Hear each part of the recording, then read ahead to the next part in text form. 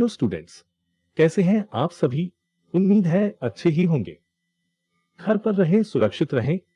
उन सभी स्टूडेंट के लिए जो क्लास अटेंड नहीं कर पा रहे हैं, उन सभी स्टूडेंट के लिए हमने यूट्यूब पर एक नया चैनल बनाया है जिसका नाम है माइंड ब्लोइंग अकाउंटिंग, जो कि सभी स्टूडेंट के लिए फ्री है। तो चलिए स्टार्ट करते हैं। कोई भी चैप्टर स्टार्ट करने से पहले जानना चाहेंगे कि हमें अकाउंटेंसी की पढ़ने की जरूरत क्यों है, आखिर हमें अकाउंटेंसी क्यों पढ़ाया जाता है। इसका सिंपल सा आंसर है कि किसी भी बिजनेस या कंपनी के अंदर डेली रूटीन में काफी सारी ट्रांजैक्शन होती है। ये ट्रांजैक्शन सेल और परचेज से रिलेटेड हो सकती है या असेट्स खरीदने से रिलेटेड भी हो सकती है। कई बार बिजनेस में हम गुड्स डिलीवरी करने के पर्पज से व्हीकल भी खरीदते हैं और कई बार फर्नीचर भी खरीद कर रखते हैं। ऑफिस के अंदर स्टाफ भी रखा जाता है और इन्हीं एम्प्लॉय को सैलरी भी दी जाती है। और बिजनेस के अंदर हम बैंक से रिलेटेड भी काफी ट्रांजैक्शन करते हैं, जैसे कि बैंक में डिपॉजिट करना या विड्रॉल करना। तो इन सभी ट्रांजैक्शन को याद रखना मुश्किल होता है, चाहे कितनी ही टैलेंटेड क्यों ना हो, भले ही आप फिजिकली फिट भी हो। बावजूद इसके कोई भी इंसान मेंटली लेवल पर इतना स्ट्रोंग नहीं होता है कि इन सभी ट्रांजैक्शन को अच्छी से याद रख सके। ये ट्रांजैक्शन एक दिन में हजारों होती है तो एक साल के अंदर यही ट्रांजैक्शन लाखों में तब्दील हो जाती है। इसी वजह से हम इन सभी ट्रांजैक्शन को रिकॉर्ड करके रखते हैं अपनी बुक्स ऑफ अकाउंट में, ताकि कोई एंट्री या ट्रांजैक्शन छूट ना पाए। ऐसे में हमें जरूरत पड़ती है एक अकाउंटेंट की, जो कि अकाउंट मेंटेन के साथ साथ टैक्स में भी हेल्प करता है। वैसे हर एक कंपनी में एक अकाउंटेंट की जरूरत कंपलसरी होती है, जो कि उस कंपनी की सभी ट्रांजैक्शन को रेगुलरली रिकॉर्ड करता है अपनी बुक्स में। एक अकाउंटेंट की नजर हर एक ट्रांजैक्शन पर होती है, चाहे वह सेल परचेज हो, पेमेंट हो या रिसीट हो। सभी एक्सपेंस और इनकम या सेल रिकॉर्ड्स प्रॉपरली रखे जाते हैं, ताकि अकाउंट क्लोज करते टाइम को पैनिक या स्ट्रेस ना हो। अकाउंट मेंटेन करने के साथ साथ टैक्स रिटर्न्स करने की भी रिस्पॉन्सिबिलिटी अकाउंटेंट की हो जाती है। इन सभी कामों के बदले अकाउंटेंट को अच्छी खासी सैलरी दी जाती है कंपनी की तरफ से। रेगुलर ट्रांजैक्शन रिकॉर्ड न करने पर क्लोजिंग डेट को पैनिक कुछ ऐसा हो जाता है। अकाउंटेंट की इन सभी चीजों में हेल्प कौन करता है? अकाउंटेंसी की बुक। अब आप समझ सकते हैं ये बुक आपके लिए कितनी इंपॉर्टेंट है। आज के लिए इतना ही। मिलते हैं नेक्स्ट वीडियो में विद न्यू चैप्टर। ऐसी और भी वीडियो पाने के लिए लाइक, शेयर एंड सब्सक्राइब जरूर करें। आपके लाइक्स कमेंट हमारे लिए काफी इंपॉर्टेंट है। हेलो दोस्तों, कैसे हैं आप। मैं आपके लिए एक नई वीडियो लेकर आया हूं, एक इंटरेस्टिंग चैप्टर के साथ। तो वीडियो के अंत तक बने रहिए हमारे साथ। ये चैप्टर आपके लिए बहुत ज्यादा इंपॉर्टेंट है। आज का जो हमारा नया चैप्टर है उसका नाम है अकाउंटिंग टर्म्स। इस चैप्टर में हम अकाउंट में यूज होने वाली सभी टर्म्स के बारे में सीखेंगे। चलिए स्टार्ट करते हैं। इनसे मिली ये मिस्टर गोपाल। इन्होंने अभी अभी गारमेंट्स का नया बिजनेस स्टार्ट किया है। ये अपने बिजनेस में शादी से लेकर पार्टी वियर तक हर तरह की ड्रेस और कपड़े खरीद कर रखना चाहते हैं। ये कपड़ों के बिजनेस में सिर्फ ट्रेडिंग करेंगे, ना कि मैन्युफैक्चरिंग। सेल्स परचेज के थ्रू ही अपने बिजनेस को बढ़ाना चाहते हैं। सबसे पहले मिस्टर गोपाल ने इनिशियल पेमेंट की अपने बिजनेस के अंदर, जो कि 8 लाख की है। कोई भी बिजनेसमैन जब अपने बिजनेस को स्टार्ट करने के लिए पैसा लगाता है तो वो कैपिटल मानी जाती है। इस तरह हमने पहली टर्म सीखी जो है कैपिटल। उसके बाद उन्होंने गुड्स खरीदी जो कि है 4 लाख की। ये गुड्स परचेज अकाउंट के अंदर काउंट की जाएगी। इस तरह हमने दूसरी टर्म सीखी जो है परचेज। फिर उन्होंने कंप्यूटर खरीदा 50,000 का और उसी के साथ एक फर्नीचर खरीदा, वो भी 50,000 का। इस तरीके से इन्होंने टोटल फिक्स एसेट्स खरीदी 1 लाख की।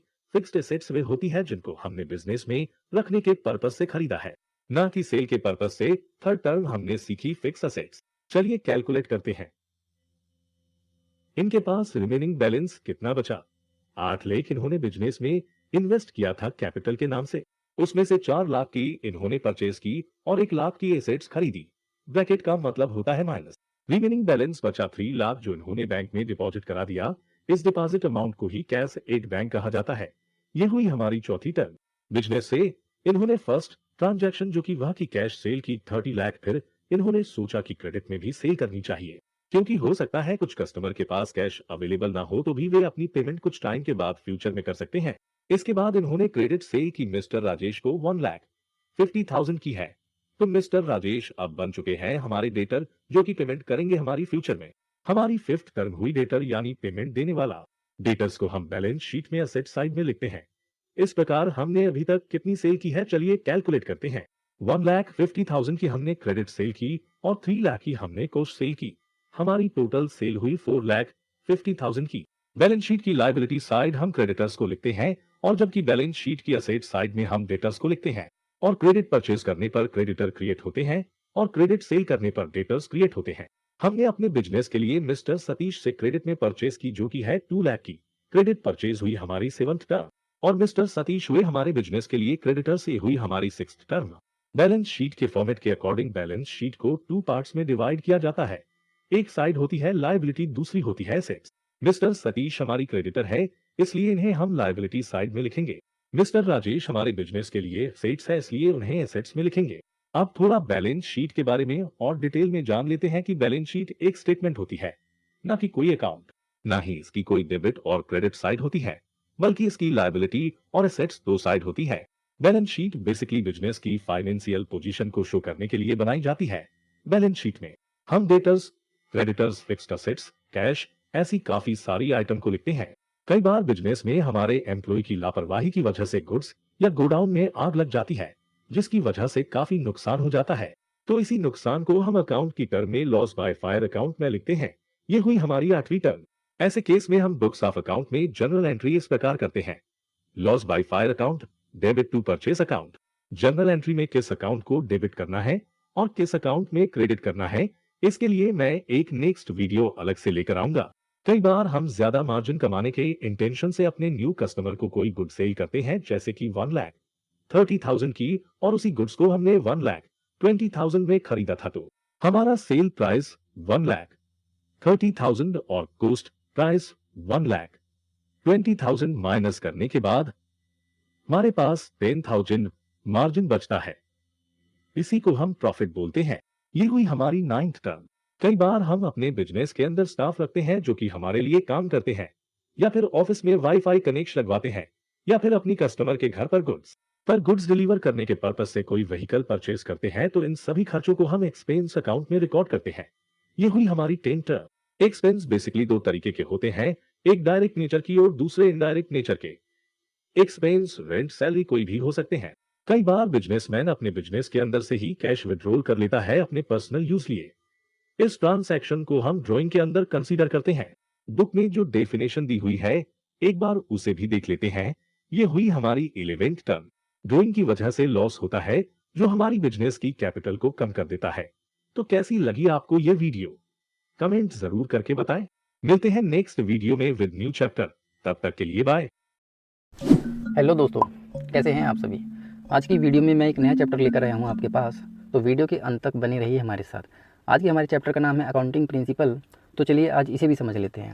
ये चैप्टर पूरा थ्योरी बेस है, तो हो सकता है आपको थोड़ा बोरिंग भी फील हो, लेकिन मेरी पूरी कोशिश होगी इस चैप्टर को इंटरेस्टिंग वे में आपको सिखाने के लिए with the help of animation. तो बिना टाइम वेस्ट के हुए स्टार्ट करते हैं अपनी आज की क्लास। सबसे पहले हम अकाउंटिंग प्रिंसिपल्स का मीनिंग समझ लेते हैं। The set rules which defines the way how account should be prepared are known as accounting principle. एक तरह का सेट ऑफ रूल्स है जो कि हमें बताता है कि अकाउंटिंग किस तरीके से बनाए जाते हैं। इन्हीं अकाउंटिंग प्रिंसिपल्स को हम GAAP के नाम से भी जानते हैं, जिनका मीनिंग है जनरली एक्सेप्टेड अकाउंटिंग प्रिंसिपल्स। चलिए अब अकाउंटिंग प्रिंसिपल की फीचर्स यानी कि विशेषता भी समझ लेते हैं। यह एक तरह के सेट ऑफ रूल्स है जो कि सभी जगह यूनिफॉर्म होते हैं, यानी एक जैसे होते हैं, और यह सभी फर्म या कंपनी में समानता यानी यूनिफॉर्मिटी लाने के लिए बनाए जाते हैं। ये अकाउंटिंग प्रिंसिपल्स मैनमेड होते हैं, यानी इन्हें लैब में टेस्ट करके नहीं बनाया जाता, इन्हें काफ़ी एक्सपीरियंस के बाद बनाया जाता है। Point number 3, these are not static and change with the passage of time, यानी ये स्थिर नहीं रहते हैं। बिजनेस एनवायरनमेंट में चेंज होने की वजह से ये भी लंबे टाइम के बाद चेंज हो सकते हैं। अकाउंटिंग प्रिंसिपल्स को बेसिकली 2 कैटेगरी में डिवाइड किया गया है। एक है अकाउंटिंग कॉन्सेप्ट्स, जिनको हम एजम्पशन भी कहते हैं, और जबकि दूसरी कैटेगरी का नाम है खुद अकाउंटिंग प्रिंसिपल्स। ये दोनों कैटेगरी काफ़ी इंपॉर्टेंट है एग्जामिनेशन के पॉइंट ऑफ व्यू से, सो इन्हें मिस करने की मिस्टेक आप बिल्कुल भी मत कीजिएगा। अकाउंटिंग कॉन्सेप्ट, जिन्हें हम एजम्पशन भी कहते हैं, इनके अंदर हम 3 चीज़ें पढ़ेंगे, गोइंग कंसर्न, कंसिस्टेंसी, और लास्ट में हम पढ़ेंगे एक्रूअल कॉन्सेप्ट्स के बारे में। जबकि अकाउंटिंग प्रिंसिपल्स के अंदर हम 9 पॉइंट्स पढ़ेंगे, जैसे कि business entity, money measurement, accounting periods, full disclosure, materiality, conservatism जिसे हम प्रूडेंस भी कहते हैं, कॉस्ट प्रिंसिपल और मैचिंग प्रिंसिपल, और लास्ट में हम पढ़ेंगे डुअल एस्पेक्ट्स प्रिंसिपल। तो चलिए स्टार्ट करते हैं अपने आज के ये 3 अकाउंटिंग कॉन्सेप्ट्स। कोई भी बिजनेसमैन जब अपना बिज़नेस स्टार्ट करता है तो उसके माइंड में ये थॉट कभी नहीं होता है कि वह अपना बिज़नेस कुछ दिनों के लिए स्टार्ट करेगा या फिर कुछ मंथ के लिए स्टार्ट करेगा, बल्कि वह हमेशा अपने माइंड में एक गोल लेकर चलता है कि मैं जो बिज़नेस करने वाला हूँ मैं उसको सालों साल तक यानी लंबे टाइम तक करूँगा। यही चीज़ें गोइंग कंसर्न के अंडर आती हैं। जब एक बिजनेसमैन अपना बिजनेस लॉन्ग टर्म में रन करने के इंटेंशन से बिजनेस स्टार्ट करता है, वह हमेशा अपने पॉजिटिव माइंड से यही सोचता है कि मेरा बिजनेस फ्यूचर में चलता ही जाएगा। कोई भी बिजनेसमैन ये कभी नहीं चाहेगा कि वह अपना बिजनेस स्टार्ट करने के कुछ दिनों या कुछ हफ्तों तक काम करने के बाद उसको क्लोज़ कर दे। बिजनेस या कंपनी काफ़ी सालों तक चलती रहती है। इसी लॉन्ग टर्म के बेसिस पर बिजनेसमैन को बैंक से लोन भी ईजिली मिल जाता है, लेकिन इसके लिए तो मार्केट में टिके रहना काफ़ी ज़रूरी होता है। अगर आप थोड़े टाइम के लिए बिज़नेस चलाते हैं तो ऐसी सिचुएशन में ऐसा भी हो सकता है कि आपके इन्वेस्टर आपकी कंपनी में इंटरेस्ट ना दिखाएं और छोड़कर जा भी सकते हैं। अब आते हैं अपने सेकंड टॉपिक पर, जिसका नाम है कंसिस्टेंसी कॉन्सेप्ट। चलिए अब इसे भी समझ लेते हैं। कोई भी बिजनेसमैन या ओनर अगर एक बार अपने बिजनेस के अंदर किसी पॉलिसी को अडॉप्ट कर लेता है तो आने वाले कई सालों तक उसे उसी को फॉलो करना होता है। यही कंसिस्टेंसी कॉन्सेप्ट के अंदर आता है। यहाँ पर हम एक छोटे से एग्जाम्पल के थ्रू इस चीज़ को समझ लेते हैं। मान लेते हैं कंपनी डेप्रिसिएशन कैलकुलेट करने के लिए एक मेथड को फॉलो करती है जिसका नाम है SLM यानी कि स्ट्रेट लाइन मेथड। अब कंपनी अपने आने वाले कई सालों तक इसी मेथड को फॉलो करना चाहिए कंसिस्टेंसी के साथ बिना चेंज किए हुए, जब तक कि कोई बड़ा रीज़न ना मिले इस मेथड को चेंज करने के लिए।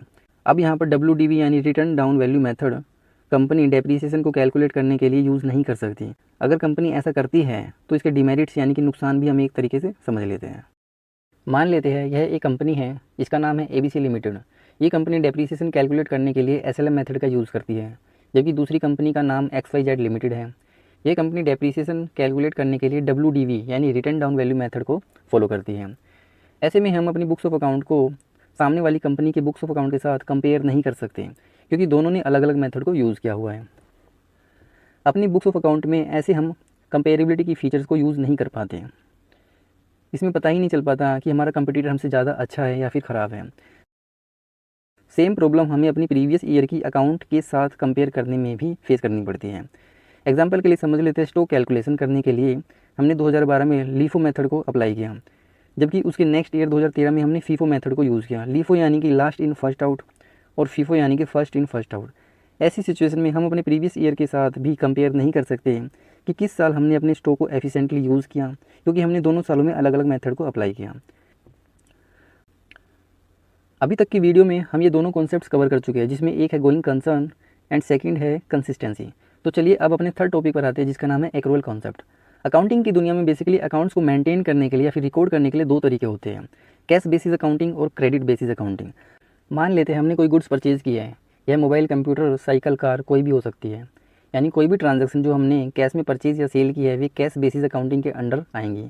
और जबकि ऐसी कोई भी ट्रांजैक्शन जिसमें हमने उधार में सेल या परचेज़ की है वे सभी ट्रांजैक्शन क्रेडिट बेस अकाउंटिंग के अंडर आएंगे, क्योंकि यहाँ पर कस्टमर के पास कैश अवेलेबल नहीं होता है पेमेंट करने के लिए, इसलिए हम उसे उधार में माल सेल या परचेज़ करते हैं। जबकि एक्रूअल कंसेप्ट के अंडर कैश और क्रेडिट दोनों ट्रांजैक्शन को हम रिकॉर्ड करते हैं।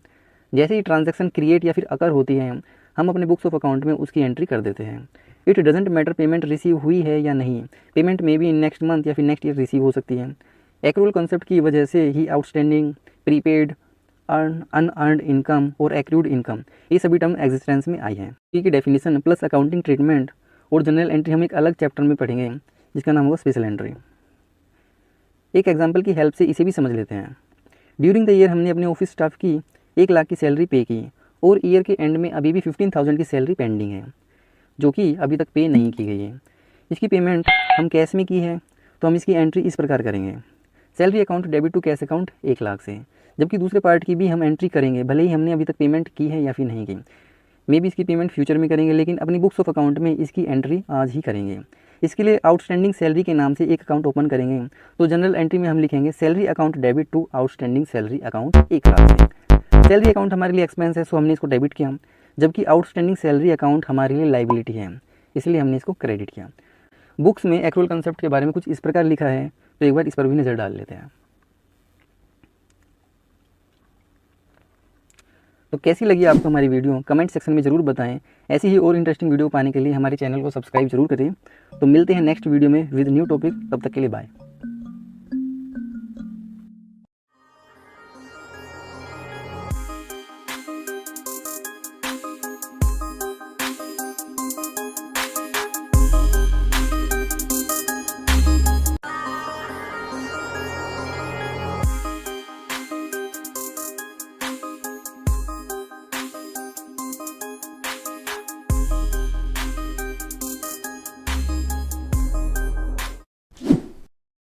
हेलो दोस्तों, कैसे हैं आप सभी।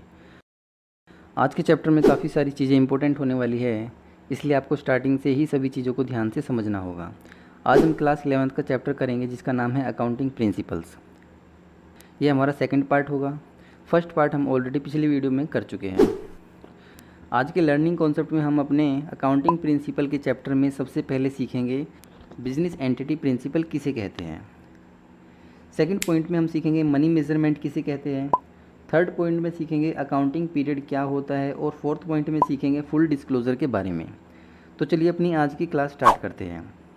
इसके 3 नाम हो सकते हैं, बिजनेस एंटिटी, अकाउंटिंग एंटिटी और सेपरेट लीगल एंटिटी।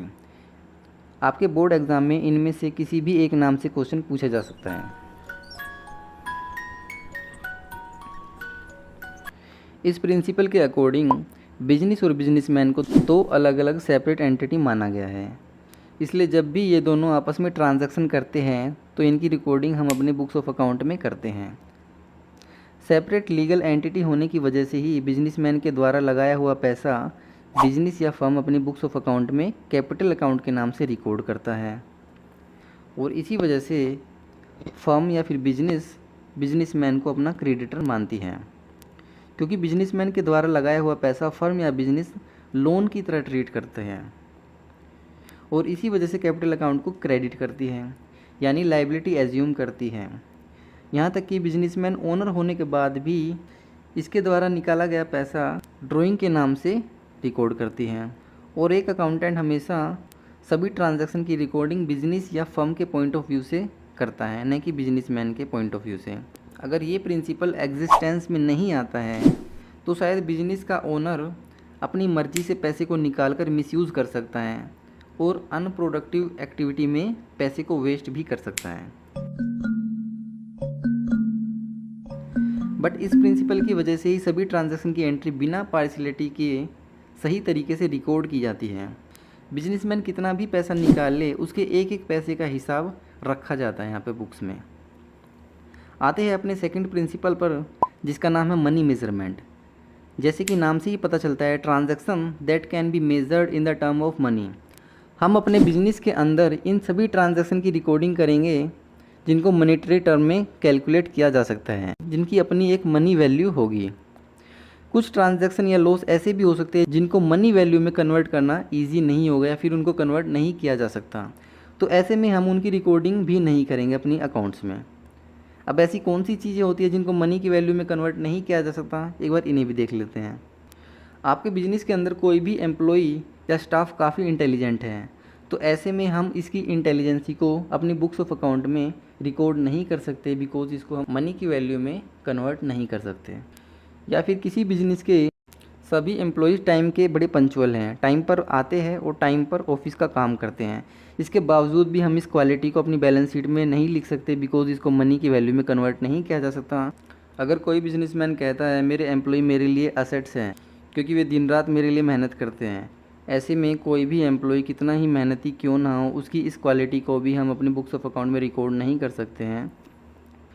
जबकि हम अपने बिजनेस के लिए कोई स्कूटर, कार या कोई भी असेट्स परचेज़ करते हैं, यहाँ तक कि अपने ऑफिस में वाईफाई कनेक्शन भी लगवाते हैं, इन सभी की ट्रांजैक्शन अपनी बुक्स ऑफ अकाउंट में की जाएगी, बिकॉज इन सभी एक्सपेंस और ट्रांजैक्शन को मनी की वैल्यू में कन्वर्ट किया जा सकता है, क्योंकि इन सभी की अपनी एक कीमत होती है जो कि हमने इनको परचेज़ करते टाइम पे की होगी। जबकि किसी भी एम्प्लॉय का हार्ड वर्किंग होने के बावजूद भी हम इसकी क्वालिटी को रिकॉर्ड नहीं कर सकते हैं। इसी तरह पंक्चुअलिटी, लॉयल्टी या फिर ऑनेस्टी, इन सभी चीज़ों को भी हम अपनी बुक्स ऑफ अकाउंट में रिकॉर्ड नहीं कर सकते, बावजूद इसके ये चीज़ें इंपॉर्टेंट हैं। आते हैं अपने थर्ड पॉइंट पर, जिसका नाम है अकाउंटिंग पीरियड प्रिंसिपल। किसी भी चीज़ की परफॉर्मेंस को चेक करने के लिए हमें उसका स्टार्टिंग पॉइंट और एंडिंग पॉइंट पता होना चाहिए, कि तभी हम एक टाइम पर उसकी परफॉर्मेंस को एनालिस कर सकते हैं और उसी के बेसिस पे आगे के डिसीजन मेकिंग कर सकते हैं कि हमें आगे ग्रो करने के लिए कौन कौन सी स्ट्रेटेजी को यूज़ में लाना होगा। इसी तरह हम अपने बिजनेस की परफॉर्मेंस को चेक करने के लिए बिजनेस की एंटायर लाइफ को कुछ पार्ट्स में डिवाइड कर देते हैं। इनमें हर एक पार्ट्स में 12 मंथ होते हैं। इनमें हर एक पार्ट का 12 मंथ का एक अकाउंटिंग पीरियड होता है। अब यहाँ पर अकाउंटिंग पीरियड को फर्दर 2 कैटेगरी में डिवाइड किया गया है, एक फाइनेंशियल ईयर जबकि दूसरा होता है calendar year. Financial year basically 1 अप्रैल से स्टार्ट होता है और जबकि 31 को एंड हो जाता है, और हमारा कैलेंडर ईयर 1 जनवरी से 31 दिसंबर तक माना जाता है। हम अपने बिजनेस को इन दोनों ईयर में से किसी भी ईयर के अंडर रन कर सकते हैं। अगर आपके बोर्ड एग्ज़ाम में क्वेश्चन साइलेंट रहता है तो हम फाइनेंशियल ईयर एज्यूम करते हैं, और जबकि आपका क्वेश्चन अगर क्लियरली मेंशन करता है कि अकाउंटिंग पीरियड कैलेंडर ईयर है तो हम उसी को फॉलो करते हैं। हर अकाउंटिंग पीरियड के एंड पर हम अपनी बुक्स ऑफ अकाउंट को क्लोज़ करते हैं, यानी कि क्लोजिंग एंट्री पास करते हैं। इसका मतलब है कि जितनी भी हमने एंट्रीज़, अकाउंट्स, लेजर, पोस्टिंग की है, इन सभी को हम अपने फाइनल अकाउंट्स में ले जाकर क्लोज़ करते हैं। इन्हीं को हम फाइनेंशियल स्टेटमेंट भी बोलते हैं। फाइनेंशियल स्टेटमेंट को फर्दर 2 कैटेगरी में डिवाइड किया गया है। एक है इनकम स्टेटमेंट और सेकंड है पोजीशन स्टेटमेंट। इनकम स्टेटमेंट के अंदर हम 2 अकाउंट्स बनाते हैं, एक ट्रेडिंग अकाउंट और दूसरा profit and loss account. Trading account normally gross profit को निकालने के लिए बनाया जाता है, जबकि प्रॉफिट एंड लॉस अकाउंट हमें नेट प्रॉफिट निकाल के देता है। फाइनेंशियल पोजीशन को ही हम बैलेंस शीट बोलते हैं, क्योंकि बैलेंस शीट ही हमारी बिजनेस की फाइनेंशियली पोजीशन को प्रेजेंट करती है। आते हैं अपने 4th पॉइंट पर, जिसका नाम है फुल डिस्क्लोजर प्रिंसिपल। डिस्क्लोजर का मीनिंग यहाँ पर शो करना होता है, यानी कोई भी ऐसी इन्फॉर्मेशन जो कि बिजनेस या बिजनेसमैन के लिए रेलेवेंट है या फिर इम्पोर्टेंट है, उसकी रिकॉर्डिंग हम अपनी बुक्स ऑफ अकाउंट में ज़रूर करेंगे। जब हम अपनी बुक्स ऑफ अकाउंट में सभी ट्रांजैक्शन से रिलेटेड इंपॉर्टेंट इन्फॉर्मेशन को रिकॉर्ड करते हैं, तो ऐसे में हमारा अकाउंट्स और भी ज़्यादा true and fair, transparent, real and reliable लगता है। और इन सभी इंपॉर्टेंट इन्फॉर्मेशन के बेसिस पर ही आउटसाइड जो कि हमारे बिजनेस में इन्वेस्ट करना चाहते हैं, उनके लिए डिसीजन मेकिंग में हेल्प होती है। अगर कोई इंपॉर्टेंट इन्फॉर्मेशन हम भूल जाते हैं अपनी बुक्स ऑफ अकाउंट में रिकॉर्ड करना, तो ऐसी सिचुएशन में हम अपनी बैलेंस शीट के नीचे नोट्स टू अकाउंट में उन सभी ट्रांजैक्शन को लिखते हैं। इस प्रिंसिपल का मेन ऑब्जेक्टिव यही है कि हम अपने बिजनेसमैन या फिर अपने आउटसाइड पार्टी से कोई भी इम्पोर्टेंट इन्फॉर्मेशन ना छुपाएं। आज की वीडियो में इतना ही। मिलते हैं नेक्स्ट वीडियो में विद रिमेनिंग टॉपिक्स। वीडियो कैसी लगी आपको, लाइक करना और सब्सक्राइब करना ना भूलें। मिलते हैं नेक्स्ट वीडियो में, तब तक के लिए बाय।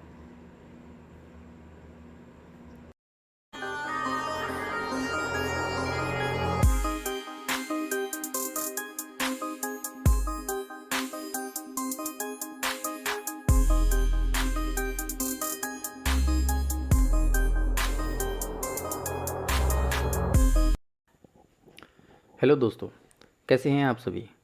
अब तक की वीडियो में हम कुछ टॉपिक कवर कर चुके हैं, जैसे कि money measurement, business entity, accounting period, accrual concept, full disclosure, going concern और लास्ट में कंसिस्टेंसी।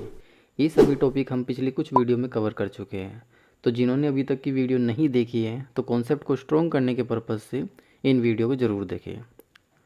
लास्ट वीडियो में हमने ये 4 टॉपिक कवर किए थे, इनको हमने काफ़ी डिटेल में पढ़ा था।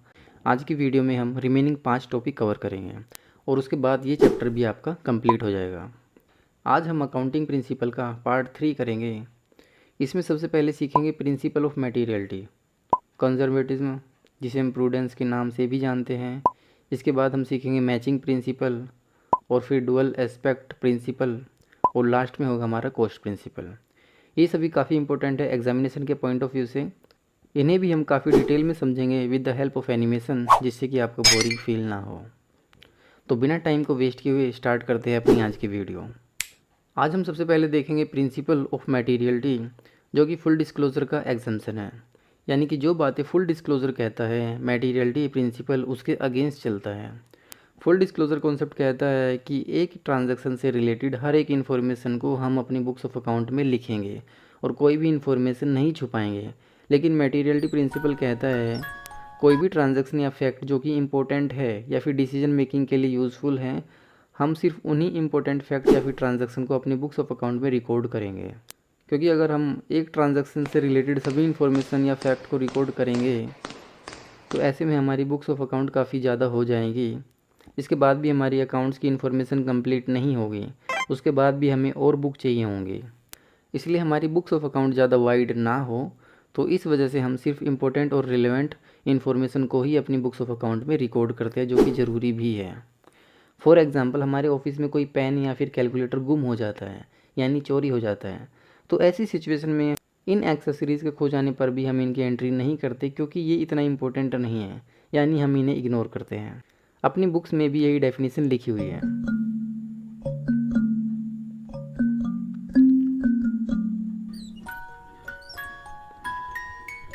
नेक्स्ट टॉपिक है हमारा कंजर्वेटिज्म, जिसे हम प्रूडेंस के नाम से भी जानते हैं। एक बिजनेस के अंदर फ्यूचर में होने वाले सभी एक्सपेक्टेड लॉस के लिए हम पहले से ही प्रोविजंस बना कर रखते हैं, और फ्यूचर में होने वाले एक्सपेक्टेड प्रॉफिट्स को हम इग्नोर करते हैं, यानी कि प्रॉफिट होने से पहले हम इनकी खुशी नहीं मनाते हैं। प्रॉफिट जब होंगे तब हम उनकी खुशी भी मनाएंगे, और उन प्रॉफिट को कैसे यूज़ करना है या फिर टाइम पड़ने पर रिजर्व भी बनाएंगे। प्रोविज़न्स के बारे में हम डिटेल में अलग से एक नए चैप्टर में पढ़ेंगे। फ़िलहाल प्रोविज़न का मतलब आपको यहाँ सिर्फ इतना समझना है कि किसी भी एक्सपेक्टेड लॉसेज जो कि फ्यूचर में होने वाला है, उसके लिए हम पहले से ही कुछ तैयारी या फिर योजना बनाकर रखते हैं, जिससे कि जब वह एक्सपेक्टेड लॉस या फिर इंसिडेंट अराइज हो तो उस सिचुएशन में हमारे पास पहले से ही बैकअप प्लान या फिर कैश अवेलेबल हो, जिससे कि हम उस सिचुएशन को बड़े ही आराम से सॉर्ट आउट कर सकते हैं। This concept states that all anticipated losses should be recorded in the books while all the anticipated profits should be ignored। ये डायलॉग तो आपने मूवी के अंदर काफ़ी बार भी सुना होगा कि एक अच्छा बिजनेसमैन वही होता है जो कि फ्यूचर में होने वाले लॉस को दूर से ही भाप लेता है।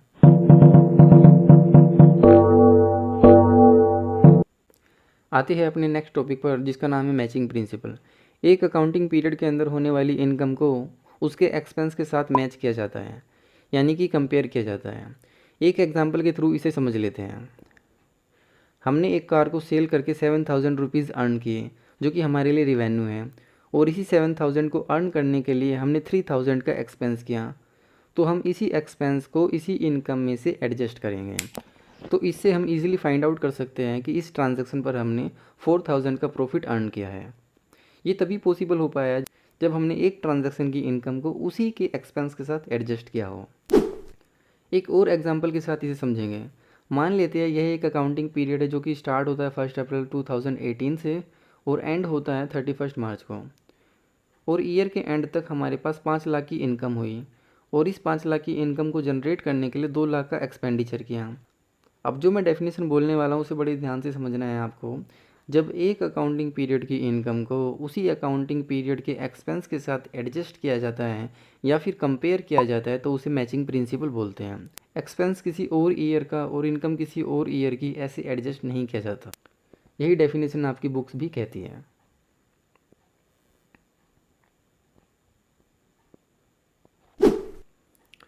अब आते हैं अपने सेकंड लास्ट टॉपिक पर, जिसका नाम है डुअल एस्पेक्ट, जिसे हम डबल एंट्री सिस्टम भी कहते हैं। इसके अकॉर्डिंग हर एक ट्रांजैक्शन का बिजनेस के अंदर डबल इफेक्ट होता है, यानी कि हर एक ट्रांजैक्शन 2 जगह इम्पैक्ट डालती है। जैसे कि हमने किसी कंपनी से एक गिटार परचेज़ किया, तो यह ट्रांजैक्शन हमारे लिए परचेज़ होगी, जबकि सामने वाली कंपनी के लिए है सेल होगी। मान लेते हैं हमने अपने बिजनेस के लिए साइकिल या स्कूटर खरीदते हैं, इनके लिए हमने कैश में पेमेंट की, तो ये हमारे लिए एक्सपेंस होंगे, जबकि सामने वाली कंपनी इन्हीं चीज़ों को अपनी इनकम में रिकॉर्ड करेंगे। ये सभी चीज़ हमारे लिए एक्सपेंस है, तो हमने इनको डेबिट किया, और सामने वालों के लिए इनकम है तो वे इसे क्रेडिट करेंगे अपने बुक्स ऑफ अकाउंट में।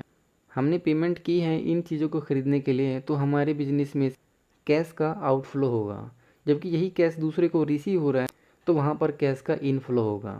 यानी कि हर एक ट्रांजैक्शन का डबल इफेक्ट होता है। कुछ और एग्जाम्पल के थ्रू इसे थोड़ा और डिटेल में समझ लेते हैं। मान लेते हैं हमने अपने बिजनेस के लिए गुड्स परचेज़ की, जिससे हमारा स्टॉक इंक्रीज़ होता है, और क्योंकि ये हमने कैश में परचेज़ की है जिससे हमने कैश पेमेंट की है, तो दूसरी तरफ हमारा कैश डिक्रीज़ हो जाएगा।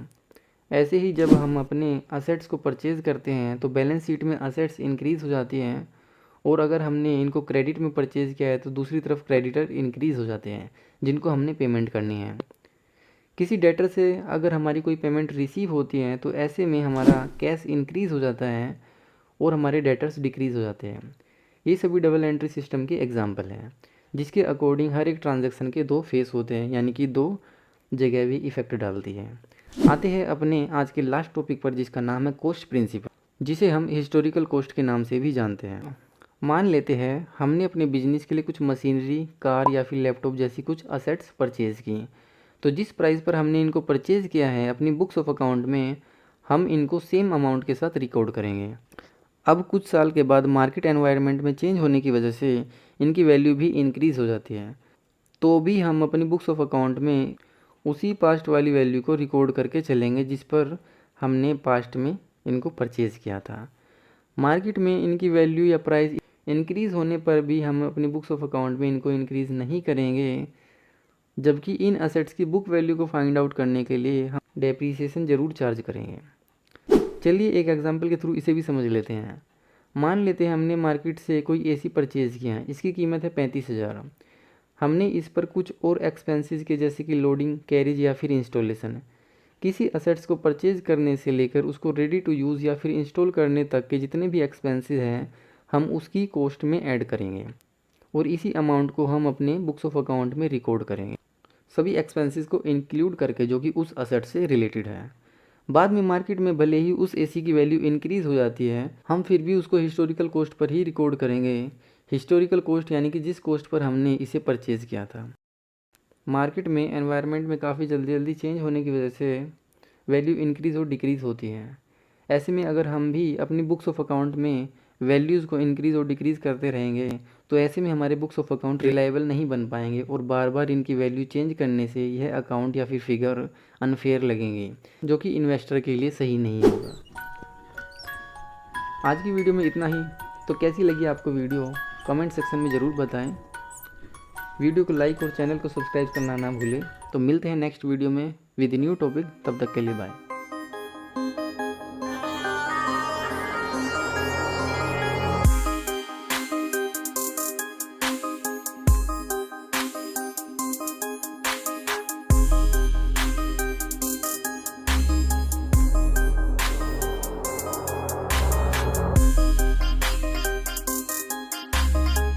हेलो दोस्तों, कैसे हैं आप सभी स्टूडेंट्स के लिए मैं एक नया चैप्टर लेकर आया हूं जिसका नाम है जर्नल एंट्री। इस चैप्टर को मिस करने की मिस्टेक बिल्कुल मत करिएगा। इसकी वजह से आपको बाद में काफी पछताना भी पड़ सकता है। फिर उन्हीं स्टूडेंट्स को अकाउंट की बुक समझ नहीं आती। कुछ स्टूडेंट एक गलती और करते हैं कि वह जर्नल एंट्री को समझने की जगह उन्हें रटने लगते हैं। उम्मीद है आप ऐसा नहीं करेंगे। 12th क्लास में एक बुक है जिसका नाम है इशू ऑफ शेयर। इस बुक के अंदर शेयर को इशू करने से रिलेटेड काफी सारी जर्नल एंट्री है। ये बुक जर्नल एंट्री से भरी हुई है। इतनी सारी एंट्रीज आप नहीं रख पाओगे।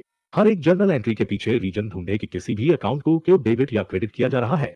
जिस तरह से एक बिल्डिंग को स्टैंड करने में अहम भूमिका बेस की होती है, अगर ये बेस वीक हुआ तो कोई भी बिल्डिंग लंबे टाइम तक स्टैंड नहीं कर पाएगी। और इसी तरह जर्नल एंट्री भी आपकी अकाउंटिंग का बेस है जिसके ऊपर पूरी अकाउंटिंग टिकी हुई है। तो चलिए स्टार्ट करते हैं और आते हैं अपने टॉपिक पर। इस चैप्टर में हम सीखेंगे format of journal entry, single entry and compound entry क्या होती है, कैपिटल इन्वेस्टमेंट, परचेज, इसमें हम कैश और क्रेडिट परचेज से रिलेटेड दोनों एंट्री सीखेंगे। सेल्स में भी कैश और क्रेडिट सेल सीखेंगे और इसके बाद बैड डेब्ट और बैड डेब्ट रिकवर। एंट्री शुरू करने से पहले एक बार हम अपनी ट्रिक पर नजर डाल लेते हैं।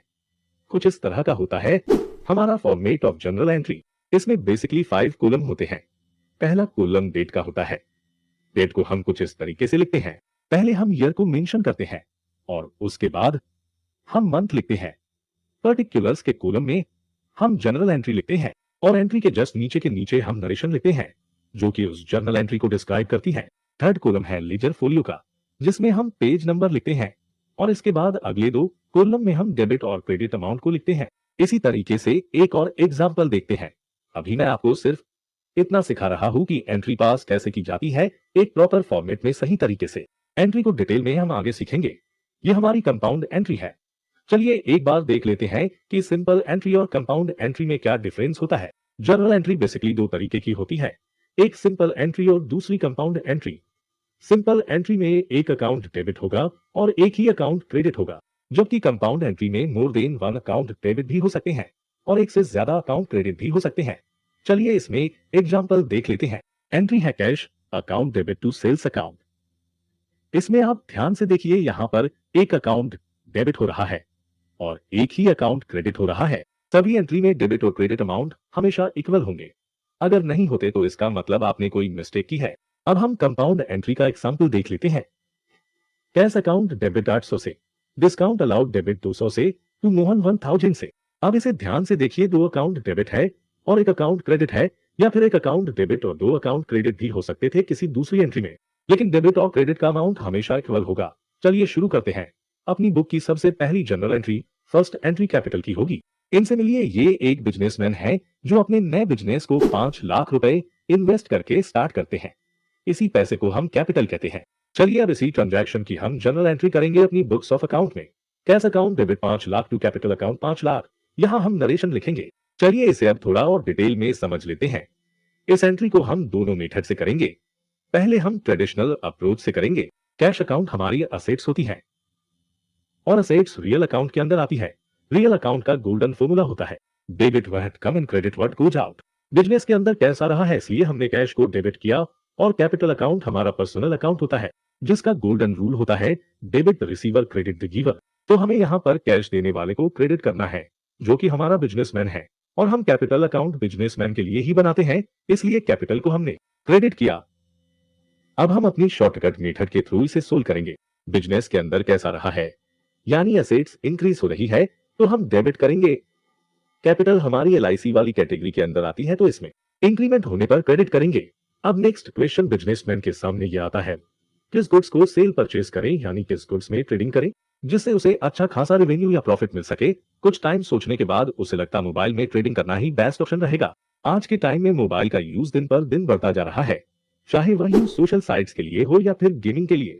केवल हम घर बैठे ही बड़े आराम से ऑनलाइन शॉपिंग कर सकते हैं और इजिली पेमेंट भी कर सकते हैं, और कॉलिंग के लिए तो हम मोबाइल को यूज करते ही हैं। अब इसी मोबाइल का यूज ऑनलाइन क्लासेस के लिए भी किया जाने लगा है। स्टूडेंट घर बैठे बड़े ही आसानी से सिर्फ मोबाइल या लैपटॉप की हेल्प से ऑनलाइन क्लासेस भी कर सकते हैं। ऑनलाइन क्लासेस से याद आया, आपको हमारा माइंड ब्लोइंग अकाउंटिंग चैनल कैसा लगा? ऐसे ही इंटरेस्टिंग वीडियो के लिए चैनल को सब्सक्राइब करें।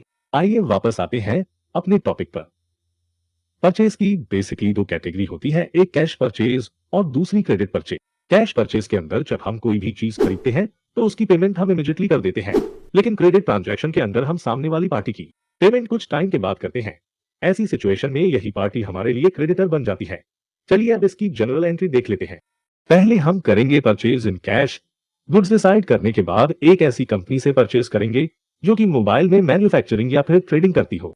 ट्रेडिंग का मीनिंग है सेल परचेज करना। ये मोबाइल हमने रीसेल के पर्पस से खरीदा है, इसलिए हम इस गुड के लिए परचेज अकाउंट ओपन करेंगे। तो हम जनरल एंट्री में लिखेंगे purchase account debit 1,20,000 to cash account 1,20,000। इसे डिटेल में समझ लेते हैं। जब हमने एक लिमिटेड कंपनी से गुड्स परचेज की और बदले में पेमेंट की तो परचेज को डेबिट करेंगे, क्योंकि परचेज एक नॉमिनल अकाउंट है और इसका गोल्डन रूल कहता है debit all expense and losses, इसलिए हमने परचेज को डेबिट किया। कैश हमारा रियल अकाउंट होता है जो कि कहता है debit what come in credit what goes out.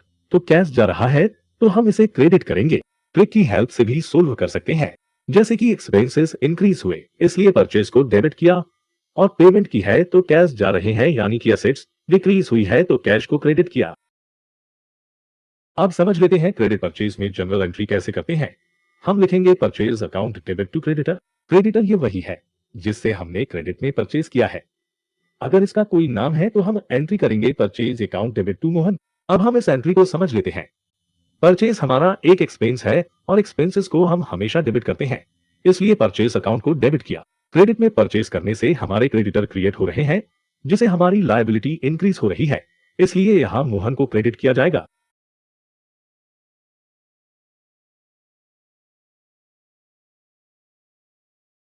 Hello दोस्तों, मैं आज आपके लिए फिर से वही क्लास 11th का चैप्टर जर्नल एंट्री लेकर आया हूं। आज हम इस चैप्टर का सेकंड पार्ट करेंगे। चलिए स्टार्ट करते हैं अपनी आज की क्लास। ये टॉपिक्स हम ऑलरेडी पार्ट 1 में कवर कर चुके हैं। ये एंट्रीज हम आज की क्लास में सीखेंगे। Let's start. Sales transaction basically two types की होती है, एक cash and second one is credit sale. सबसे पहले हम कैश सेल की डेफिनेशन और फिर जर्नल एंट्री समझेंगे। इनसे मिलिए, ये हमारी कंपनी के सेल्समैन है जिनका नाम मिस्टर सोहन है। अब इनसे मिलिए, ये है टीना जो कि एक मोबाइल खरीदना चाहती है, इसलिए मिस्टर सोहन इन्हें 7,000 का मोबाइल चेक देते हैं, सॉरी मतलब बेच देते हैं, और टीना भी तुरंत 7,000 की पेमेंट कर देती है। इस तरह दोनों पार्टी ने अपना अपना प्रोमिस कंप्लीट किया। एक पार्टी ने गुड्स ट्रांसफर की, दूसरी पार्टी ने पेमेंट की। यही मेन फीचर्स होती है कैश सेल की। अब इसकी जर्नल एंट्री भी सीख लेते हैं। हम जर्नल एंट्री में लिखेंगे cash account debit to sales account 7000 से। ये हमारा बिजनेस है। बिजनेस में जब किसी पार्टी से कैश रिसीव होता है तो हम हमेशा डेबिट करते हैं, और सेल्स के थ्रू पैसा आया है इसलिए क्रेडिट करेंगे। और वैसे भी हम इनकम को हमेशा क्रेडिट करते हैं अपनी बुक्स ऑफ अकाउंट्स में। अब आते हैं क्रेडिट सेल्स की एंट्री पर। इनसे मिलते हैं। ये है रिया, जो आज कॉलेज से आते टाइम बारिश में भीग जाती है। तो ऐसी सिचुएशन में ये एक अम्ब्रेला परचेज करती है हमसे। फिलहाल अभी पेमेंट करने के लिए इनके पास कैश नहीं है। ये कुछ टाइम के बाद पेमेंट करेंगी। इस ट्रांजैक्शन में हमने गुड्स सेंड कर दी है, बट पेमेंट अभी पेंडिंग है, जो कि फ्यूचर में मिलेगी। ऐसे में हम क्रेडिट सेल की जर्नल एंट्री इस प्रकार करेंगे। रिया डेबिट टू सेल्स अकाउंट 300 से। रिया हमारे लिए डेटर है क्योंकि हमने इन्हें क्रेडिट में सेल किया है। डेटर एसेट्स है और एसेट्स इंक्रीज होने पर डेबिट करते हैं, और सेल्स इनकम है बिजनेस के लिए, सो इसे क्रेडिट किया। अब आते हैं अपनी नेक्स्ट एंट्री पर, जिसे देखकर एग्जाम में सभी स्टूडेंट्स की हवा टाइट हो जाती है और कुछ स्टूडेंट्स का तो सर घूमने लगता है, कुछ को चक्कर आने लगते हैं। जी हाँ, मैं बात कर रहा हूँ बैड डेट की। ये 12 लाख की शाइनिंग कार हम निहारिका को सेल करते हैं।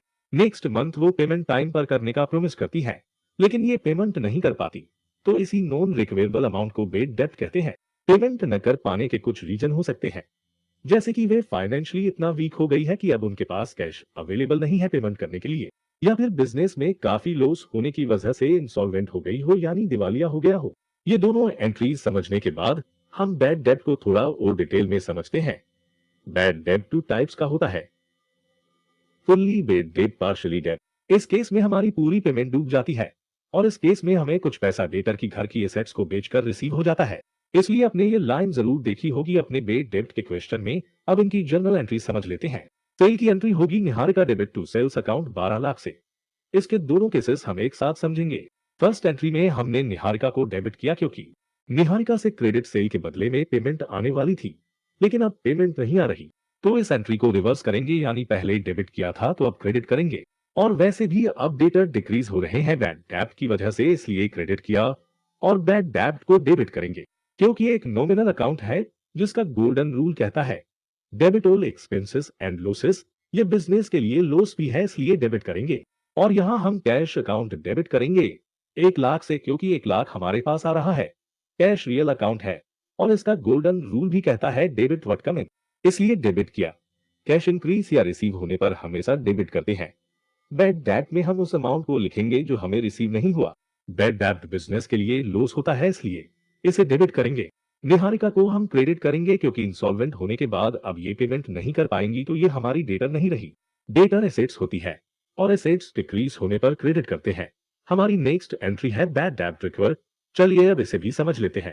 कुछ टाइम के बाद नेक्स्ट ईयर निहारिका का बिजनेस प्रॉफिट्स कमाने लगता है और अब इनके पास पैसे की कमी नहीं है, तो अब ये हमें पेमेंट करना चाहती है उस कार की। तो अब हम इस एंट्री के लिए एक न्यू अकाउंट ओपन करेंगे बैड डेट रिकवर्ड के नाम से। जिस तरह बैड डेट हमारे लिए लॉस था और इसे डेबिट करते थे, ये उसका अपोजिट है। इस अकाउंट को हम अपनी इनकम मानेंगे और क्रेडिट करेंगे। ये हमारा नॉमिनल अकाउंट है और इसका रूल हम ऑलरेडी पढ़ चुके हैं। इसकी जर्नल एंट्री हम कुछ इस प्रकार लिखेंगे। Cash account debit to bad debt recovered account 11 lakh से। ये 11 लाख वही अमाउंट है जो लास्ट ईयर रिसीव नहीं हुआ था और हमने बैड डेट अकाउंट में डाल दिया था। आई होप अब आपको बैड डेट के क्वेश्चन से डर नहीं लगेगा। तो कैसी लगी ये वीडियो आपको कमेंट्स करके जरूर बताएं। ऐसी ही और इंटरेस्टिंग वीडियो को पाने के लिए चैनल को सब्सक्राइब।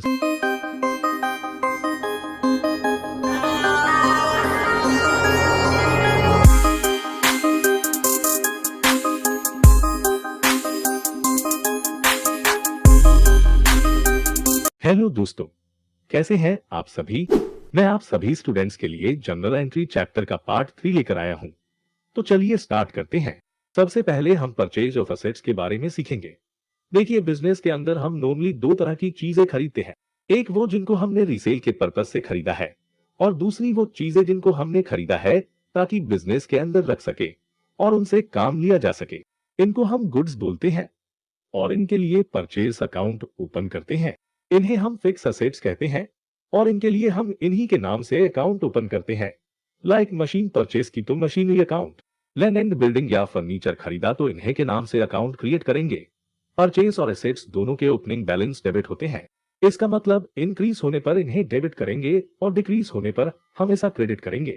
हम इन्हें इसलिए परचेज करते हैं ताकि फैक्ट्री में मैन्युफैक्चरिंग या प्रोडक्शन की एक्टिविटीज में हेल्प ली जा सके, या फिर ऑफिस वर्क के लिए भी हम इन मशीनरी या कंप्यूटर को खरीदते हैं और इन्हें प्रॉफिट कमाने के लिए खरीदते हैं। स्टूडेंट्स को हमेशा डाउट रहता था कि कब परचेज डेबिट करना है और कब सेल्स अकाउंट, क्योंकि दोनों को ही हम परचेज करते हैं। अब बस आपको परचेज करने का इंटेंशन समझना है कि रीसेल के लिए खरीद रहे हैं या बिजनेस के अंदर रखने के लिए खरीदा है। अब आपको क्लियर हो चुका होगा कि गुड्स को सेल करने के लिए सेल्स अकाउंट और बाय करने के लिए परचेज अकाउंट बनाते हैं, और एसेट्स के लिए हम इन्हें के नाम से अकाउंट बनाते हैं। टीचर इन दोनों के डिफरेंसेस को ज्यादा डिटेल में नहीं बताती, फिर बाद में स्टूडेंट्स रेक्टिफिकेशन ऑफ एरर में गलतियां करते हैं और उसके बाद टीचर का रिएक्शन आपको पता ही होगा।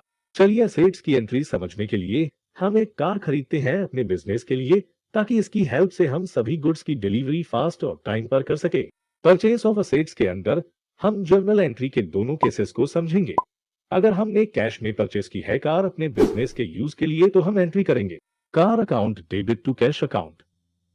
कार हमारे लिए एसेट्स है और कार आने से एसेट्स इंक्रीज हुई इसलिए डेबिट करेंगे। कैश में पेमेंट की इसलिए कैश डिक्रीज हुआ तो क्रेडिट करेंगे। अगर कार क्रेडिट में परचेज करते हैं तो एंट्री इस प्रकार करेंगे car account debit to creditor. Creditor या उस पार्टी का नाम जिससे हमने क्रेडिट में गाड़ी परचेज की है। प्लांट एंड मशीनरी परचेज करते टाइम भी सेम मेथड अप्लाई होगा। ये हमने राम से खरीदी है इसलिए राम को क्रेडिट करेंगे। एक लास्ट एग्जाम्पल और देख लेते हैं। एक साथ दो असेट्स भी हम डेबिट कर सकते हैं। यहां हम श्याम को क्रेडिट करेंगे। नेक्स्ट पॉइंट है expense related to purchase of assets. कई बार हमें असेट्स खरीदने के साथ और भी काफी सारे एक्सपेंसेस करते हैं जो उसी असेट से जुड़े हुए होते हैं, तो उन्हीं एक्सपेंसेस का ट्रीटमेंट इस टॉपिक में सीखेंगे। मान लेते हैं हमने अपनी फैक्ट्री के लिए कुछ मशीनें खरीदते हैं। ये मैन्युफैक्चरिंग या प्रोडक्शन एक्टिविटीज में काम आती है। अब इन असेट्स को ना तो बिजनेसमैन अपने सर पर उठाकर ला सकता है, बिजनेस के अंदर ना ही एम्प्लॉइज। इन्हें लाने में कुछ एक्सपेंस जनरेट होंगे, जैसे कि ट्रक में लोड करने का एक्सपेंस या फिर ट्रांसपोर्टेशन एक्सपेंस, गुड्स ट्रांसपोर्ट के टाइम ऑन द वे। अगर कोई लॉस या डैमेज होता है तो इसके बारे में हम बीकॉम में कंसाइनमेंट चैप्टर में सीखेंगे। इन मशीनों के इंस्टॉलेशन एक्सपेंसेस हम ऐसे कैसे भूल सकते हैं, इनकी भी रिकॉर्डिंग की जाएगी अपनी बुक्स ऑफ अकाउंट में। चलिए अब इसे प्रैक्टिकली भी समझ लेते हैं। कब तक हम पंखे की हवा खाते रहेंगे, यही सोचकर हम अपने स्टाफ के लिए ऑफिस में एयर कंडीशनर लगवाते हैं। हमने इसे परचेज करते टाइम पेमेंट की 35,000 की। इसके बाद ट्रक में लोड कराने का खर्चा दिया 500, फिर ट्रांसपोर्टेशन कॉस्ट आई 500 और 2000 पे किए इंस्टॉलेशन एक्सपेंस के। ये सभी एक्सपेंस एसेट से जुड़े हुए हैं इसलिए एसेट्स की कॉस्ट में ऐड होंगे। जर्नल एंट्री में हम लिखेंगे air conditioner account debit to cash. अगर क्रेडिट में खरीदा है तो पार्टी का नेम आएगा। असेट्स परचेज करने से लेकर उसे रेडी टू यूज बनाने तक के सभी एक्सपेंस उसी असेट में डेबिट करेंगे। चलिए कुछ न्यूमेरिकल एग्जांपल भी कर लेते हैं, जिससे कंसेप्ट्स और भी ज्यादा स्ट्रॉन्ग हो जाएंगे।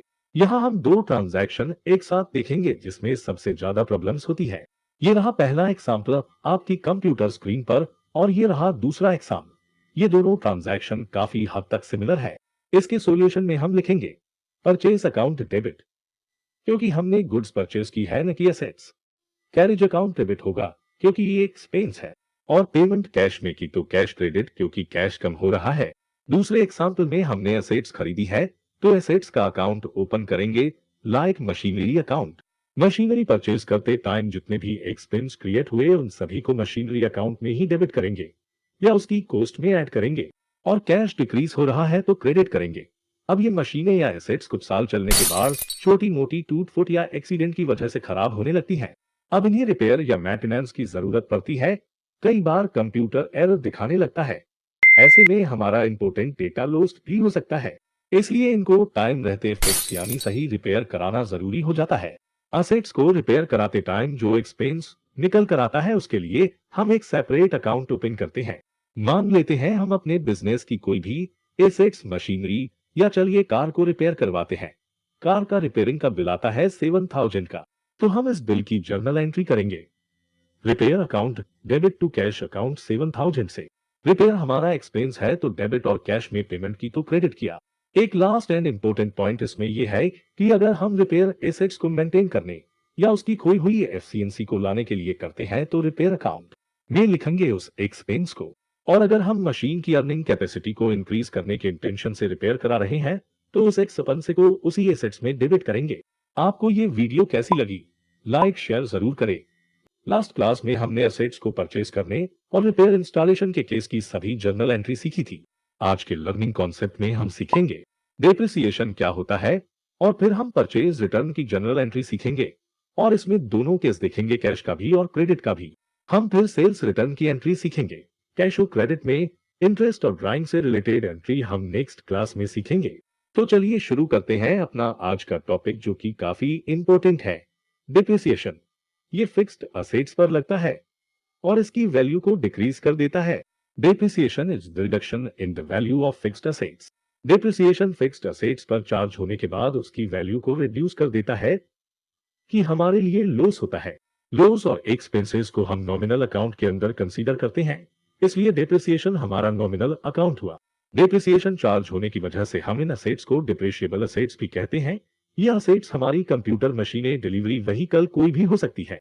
डेप्रिसिएशन आखिर क्यों लगता है? चलिए इसके पीछे के रीजन को समझते हैं। मान लेते हैं हमने एक न्यू मोबाइल परचेज किया। जिस तरह हर एक चीज की लिमिटेड लाइफ होती है और उस लिमिटेड टाइम के एक्सपायर होने के बाद वो चीज या मोबाइल पुरानी हो जाती है या यूज करने लायक नहीं रहती। कोई भी असेट्स या कार पुरानी होने के बाद उतनी ही अच्छी एफसीएनसी के साथ काम नहीं कर पाती। हम 2005 में एक टू व्हीलर 50,000 का खरीदते हैं। 5 साल बाद अब इसकी मार्केट वैल्यू होगी 30,000। ये जो 20,000 का डिफरेंस आया है, इसे ही डिप्रिसिएशन कहते हैं। इन 5 सालों में इसका कई बार एक्सीडेंट या टूट फूट भी हुई होगी। कई बार हमने असेट्स को रिपेयर भी कराया होगा। टाइम बीतने के साथ स्पीड और माइलेज में भी गिरावट आई होगी। इन सभी कारणों से एसेट्स की वैल्यू में गिरावट आती है। इसे ही अकाउंट की दुनिया में डिप्रिसिएशन कहते हैं। चलिए अब हम डिप्रिसिएशन की एंट्री भी समझ लेते हैं। मिस्टर एक्स 4 लाख की मशीन खरीदते हैं और 10% से डिप्रिसिएशन चार्ज करना है। जर्नल एंट्री में लिखेंगे depreciation account debit to machinery account 40,000 से। जैसे कि मैंने पहले भी बताया, डिप्रिसिएशन एक लॉस है, इसलिए इसे हमेशा डेबिट करेंगे और जिस असेट्स की वैल्यू डिक्रीज हुई है उसे हमेशा क्रेडिट करेंगे। 40,000 की कैलकुलेशन भी समझ लेते हैं। ये है बुक वैल्यू, इसका 10% हुआ 40,000। वैसे तो डिप्रिसिएशन में और भी काफी सारी चीजें हैं पढ़ने के लिए, जैसे डिप्रिसिएशन के types, method, provision calculation, assets account, depreciation account और भी काफी कुछ। इन सभी टॉपिक्स को हम डिप्रिसिएशन के चैप्टर में सीखेंगे। इस चैप्टर में फिलहाल हम सिर्फ जर्नल एंट्री सीखेंगे। नेक्स्ट टॉपिक है परचेज रिटर्न। जिस तरह परचेज के केस में हम इंक्रीज होने पर डेबिट और डिक्रीज होने पर क्रेडिट करते थे, परचेज रिटर्न में हम इसका अपोजिट करेंगे। हमने सप्लायर से एक लैपटॉप खरीदा, कुछ फॉल्ट होने की वजह से हमने इसे रिटर्न कर दिया। इसे हम रिटर्न आउटवर्ड भी बोलते हैं। हमने जो अमाउंट पे किया था उसे भी वापस ले लेते हैं। तो ऐसी ट्रांजैक्शन को हम परचेज रिटर्न के अंदर रिकॉर्ड करते हैं। हम कैश और क्रेडिट दोनों केसेस को समझेंगे। कैश ट्रांजैक्शन के अंदर हमने परचेज की एंट्री कुछ इस प्रकार की थी, purchase account debit to cash account. अब परचेज रिटर्न के अंदर हम एंट्री करेंगे cash account debit to purchase return. Goods return करने के बाद हमने जो पेमेंट की थी वो कैश वापस आया, इसलिए कैश रिसीव करते टाइम हमेशा डेबिट करते हैं कैश अकाउंट को और परचेज रिटर्न को हमेशा क्रेडिट करेंगे। इन दोनों एंट्री को कंपेयर करके समझ लेते हैं। यहाँ कैश क्रेडिट किया था परचेज के टाइम, तो अब रिटर्न के टाइम इसका अपोजिट करेंगे यानी क्रेडिट करेंगे। परचेज को यहाँ डेबिट किया था तो अब यहाँ क्रेडिट करेंगे, लेकिन परचेज रिटर्न के नाम से। सेम लॉजिक यहाँ भी अप्लाई होता है, बस यहाँ कैश की जगह पार्टी या क्रेडिटर का नाम आएगा। ये वाला एग्जाम्पल तो आपको अभी तक याद होगा ही। इसमें हमने टीना को 7,000 का मोबाइल सेल किया था। कैश सेल के टाइम हमने ये एंट्री की थी, cash account debit to sales account. लेकिन टीना जी को मोबाइल पसंद नहीं आया तो वे इसे रिटर्न कर देती है और बदले में हम भी इनकी पेमेंट वापस कर देते हैं। यहाँ कैश डेबिट किया था तो अब क्रेडिट करेंगे, सेल्स क्रेडिट किया था तो अब डेबिट करेंगे, बट सेल्स रिटर्न के नाम से। अब आते हैं अपने लास्ट टॉपिक पर। ध्यान से देखिए, ये वही एग्जाम्पल है जिसमें निहारिका बारिश में भीग जाती है, फिर हमने उसे अम्ब्रेला क्रेडिट में सेल किया था। ये भी हमें अम्ब्रेला वापस कर देती है। शायद बारिश ज्यादा तेज होने की वजह से अम्ब्रेला भी इन्हें भीगने से नहीं बचा पाता, इसे डिफेक्टिव पीस सोचकर वापस कर देती है। जब बिका हुआ माल वापस आ जाता है तो ऐसी ट्रांजैक्शन हम सेल्स रिटर्न के अंदर रिकॉर्ड करेंगे। हमने तब रिया को डेबिट किया था, पर अब रिटर्न की केस में हम उसे रिवर्स करेंगे यानी क्रेडिट करेंगे। वैसे भी डेटर डिक्रीज होने पर क्रेडिट करते हैं। पहले सेल्स अकाउंट को क्रेडिट किया था, तो अब डेबिट करेंगे सेल्स रिटर्न अकाउंट को। तो कैसी लगी आपको हमारी ये एनिमेशन कॉन्सेप्ट्स पर base accounting clause? Comment section में जरूर बताएं। ऐसी ही और इंटरेस्टिंग और नॉलेजेबल वीडियो पाने के लिए सब्सक्राइब करें। मिलते हैं नेक्स्ट वीडियो में, तब तक के लिए बाय।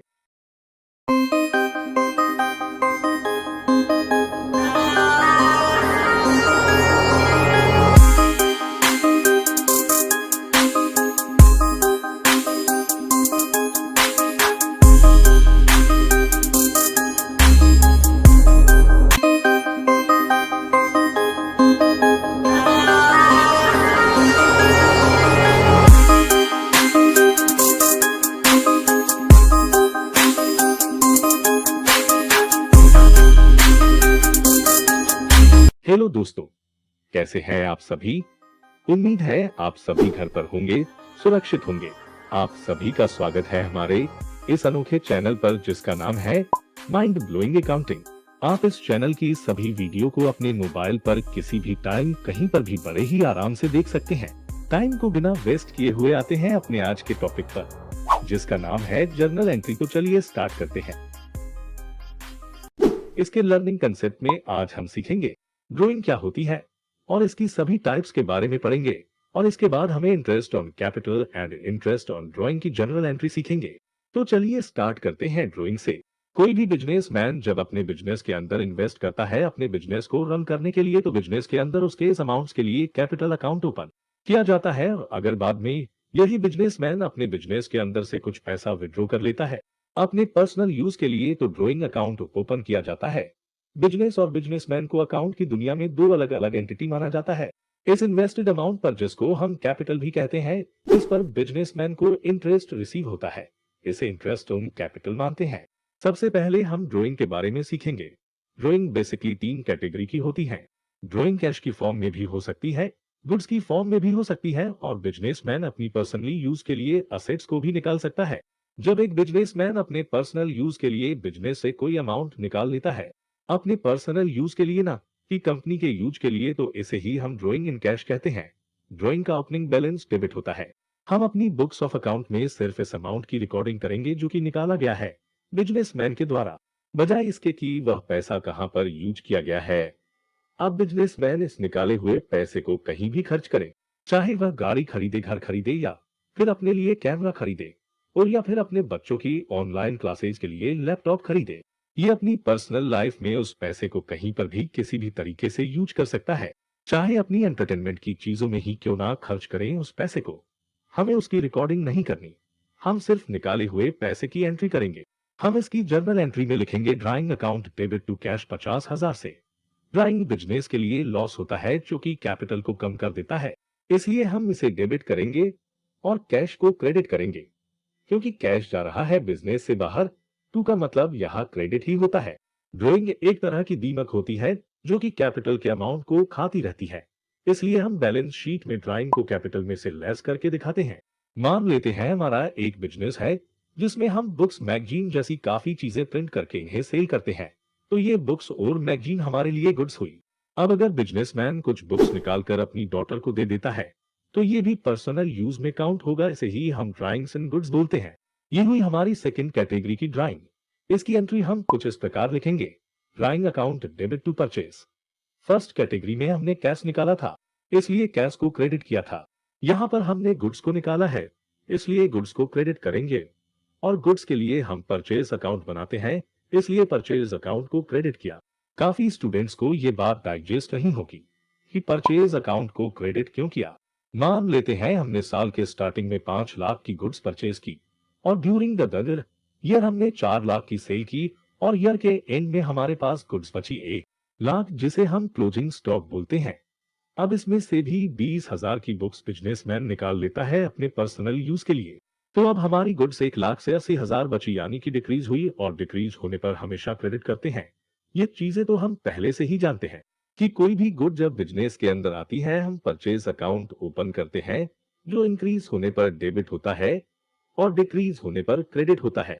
और यही गुड्स जब बिजनेस से बाहर जाती है सेल्स की फॉर्म में, तो हम सेल अकाउंट ओपन करते हैं, जो कि क्रेडिट किया जाता है। आते हैं अपनी थर्ड कैटेगरी पर। एक बिजनेस के अंदर काफी सारी एसेट्स हो सकती है, जैसे कि फर्नीचर, कंप्यूटर या फिर कार, जो कि हमने गुड्स डिलीवरी के लिए खरीदी होगी। अब हो सकता है कि बिजनेसमैन अपने फ्रेंड या किसी फैमिली मेंबर के लिए कंप्यूटर या लैपटॉप को निकाल ले, या फिर अपने ही पर्सनल यूज के लिए बिजनेस के स्कूटर को घर ले जाए। इसी तरह की ट्रांजैक्शन ड्राइंग इन असेट्स के अंदर आती है। इसकी जनरल एंट्री में हम लिखेंगे drawing account debit to scooter account. Drawing तो डेबिट होती ही है हमेशा, ये हम पहले से जानते हैं। यहाँ पर असेट्स को क्रेडिट करेंगे क्योंकि बिजनेस के अंदर से अब एक एसेट्स कम हो रही है। इन तीनों तरह की ड्राइंग की जनरल एंट्री हम एक साथ देखेंगे और थोड़ा कंपेयर करके समझेंगे। इससे आपको ज्यादा समझने में आसानी होगी। तीनों में ड्राइंग डेबिट होगी।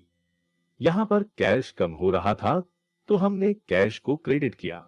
यहाँ पर गुड्स विड्रॉ की गई तो हमने गुड्स के लिए परचेज अकाउंट को क्रेडिट किया। और यहाँ पर असेट्स कम हो रही है तो हमने उसी एसेट्स को क्रेडिट किया। अब यह असेट्स लैपटॉप, स्कूटर कोई भी हो सकती है।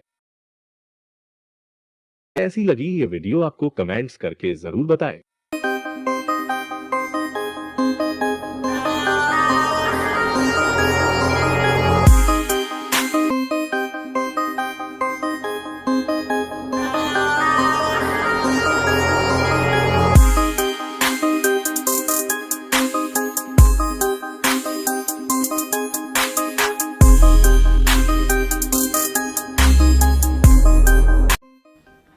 हेलो दोस्तों, कैसे हैं आप सभी। आज के लर्निंग कंसेप्ट में हम सीखेंगे interest on capital, interest on drawing और एक्सपेंस के अंडर हम सीखेंगे कैपिटल एक्सपेंडिचर क्या होता है और रिवेन्यू एक्सपेंडिचर क्या होता है और डेफर्ड रिवेन्यू एक्सपेंडिचर की डेफिनेशन प्लस उसका अकाउंटिंग ट्रीटमेंट हम इसी की वीडियो में सीखेंगे। तो चलिए स्टार्ट करते हैं। सबसे पहले हम सीखेंगे कि इंटरेस्ट ऑन कैपिटल क्या होता है। तो स्वागत है आपका हमारे इस ऑनलाइन चैनल पर जिसका नाम है माइंड ब्लोइंग अकाउंटिंग, जो कि सभी स्टूडेंट्स के लिए फ्री है। चलिए समझते हैं इंटरेस्ट ऑन ड्राइंग को। कोई भी बिजनेसमैन जब अपने बिजनेस के अंदर से कैश विड्रॉल कर लेता है अपने पर्सनल यूज़ के लिए, इसी निकाले हुए अमाउंट को ड्राइंग कहते हैं। एक अकाउंटेंट इस ड्राइंग पर इंटरेस्ट चार्ज करता है। तो इंटरेस्ट ऑन ड्राइंग बिजनेसमैन के लिए एक एक्सपेंस होता है, क्योंकि निकाले हुए पैसे पे उन्हें इंटरेस्ट पे करना पड़ रहा है, जबकि इंटरेस्ट ऑन ड्राइंग बिजनेस के लिए इनकम होती है, क्योंकि ये अमाउंट हमें रिसीव हो रहा है और इनकम को हम हमेशा क्रेडिट करते हैं। यह बिजनेसमैन के लिए एक्सपेंस होता है और जबकि बिजनेस के लिए यह एक इनकम होती है। तो ऐसे में हमारा अकाउंटेंट कन्फ्यूज हो जाता है कि वो अकाउंटिंग किस पॉइंट ऑफ व्यू से करे, एक्सपेंस माने या फिर इनकम माने। तो इसका सिंपल सा आंसर ये है कि हम हमेशा अकाउंटिंग बिजनेस के पॉइंट ऑफ व्यू से करते हैं, ना कि बिजनेसमैन के लिए। अपनी बुक्स ऑफ अकाउंट में हम इसकी जनरल एंट्री कुछ इस प्रकार करेंगे। इंटरेस्ट ऑन ड्राइंग को हम हमेशा क्रेडिट करेंगे, क्योंकि यह बिजनेस के लिए इनकम है और इनकम को हम हमेशा क्रेडिट करते हैं। ड्राइंग्स को यहाँ पर डेबिट करेंगे, क्योंकि ड्राइंग्स एक तरह का लॉस होता है जो कि कैपिटल को रिड्यूस कर देता है। एक छोटी सी बात यहाँ पर ध्यान देने वाली है कि इंटरेस्ट ऑन ड्राइंग कभी भी कैश की फॉर्म में रिसीव नहीं होता। इंटरेस्ट ऑन ड्राइंग को बैलेंस शीट में कैपिटल में से माइनस करके दिखाया जाता है। काफ़ी स्टूडेंट्स को ये दोनों आइटम बिल्कुल एक जैसी दिखाई देती हैं, जबकि ये दोनों आइटम एक दूसरे से बिल्कुल अलग है। तो चलिए आते हैं अपने नेक्स्ट टॉपिक पर, जिसका नाम है इंटरेस्ट ऑन कैपिटल। जिस तरह से जब हम कभी भी किसी बैंक में अपना कैश डिपॉजिट करते हैं तो उस डिपॉजिट अमाउंट पे हमें कुछ इंटरेस्ट रिसीव होता है, जो कि हमारे लिए इनकम होती है। सेम कंसेप्ट बिजनेस के अंदर है। हम यहाँ पर कैपिटल इन्वेस्ट करते हैं बिजनेस के अंदर, बिजनेस को रन करने के लिए, और इसी कैपिटल पे हमें इंटरेस्ट ऑन कैपिटल रिसीव होता है, जो कि बिजनेसमैन के लिए इनकम होती है। जबकि यही अमाउंट बिजनेस को पे करना पड़ रहा है तो यह बिजनेस के लिए एक्सपेंस होता है, और एक्सपेंस को हम हमेशा अपनी बुक्स ऑफ अकाउंट में डेबिट करते हैं। अब हम इन दोनों एंट्री को एक साथ देख लेते हैं, जिससे आपको कोई कन्फ्यूज़न नहीं होगी। इंटरेस्ट ऑन कैपिटल बिजनेस के लिए एक्सपेंस है, इसलिए हम इसको डेबिट करेंगे, और क्योंकि ये कैपिटल में ऐड हो रहा है जिससे हमारी कैपिटल इंक्रीज़ हो रही है, जो कि एक लायबिलिटी है, तो हम यहाँ पे क्रेडिट करेंगे। इंटरेस्ट ऑन ड्राइंग्स हमारे लिए एक तरह की इनकम है, तो हम इसे क्रेडिट करेंगे, और क्योंकि ड्राइंग्स की वजह से हो रही है तो हम ड्राइंग को डेबिट करेंगे, और ड्राइंग को वैसे भी हम हमेशा डेबिट ही करते हैं। Interest on capital and interest on drawing कभी भी कैश की फॉर्म में ना ही दी जाती है ना ही ली जाती है, ये डायरेक्टली कैपिटल अकाउंट में क्रेडिट और डेबिट की जाती है। इन दोनों आइटम को बैलेंस शीट में हम किस तरीके से प्रेजेंट करते हैं ये भी हम एक बार देख लेते हैं। बैलेंस शीट में लायबिलिटी साइड में कैपिटल में हम इंटरेस्ट ऑन ड्राइंग को ऐड करेंगे और माइनस करेंगे ड्राइंग्स को, और इंटरेस्ट ऑन ड्राइंग्स को भी माइनस करेंगे, और जो भी आपका नेट अमाउंट आएगा उसको हम आउटर वाले कॉलम में लिखेंगे।